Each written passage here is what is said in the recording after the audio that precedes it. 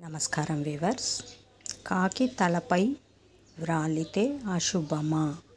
అలా కాకి వాలిన వారు, కాకి కాలిగోళ్ళు తగిలిన వారు, ముఖ్యంగా శిరస్సు మీద వాలిన వారు తప్పనిసరిగా భగవతాలయానికి వెళ్ళి 108 సార్లు ధ్యానము తప్పనిసరిగా చేయాలి.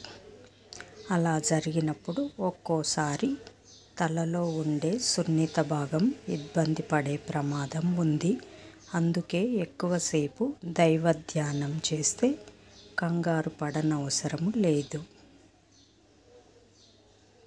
తలస్నానం చేసి చక్కగా దేవాలయానికి వెళ్ళి ఆ దేవుణ్ణి చాలాసేపు స్మరించి ధ్యానం చేసి వస్తే అంతా శుభంగానే ఉంటుంది. జై సాయిరామ్.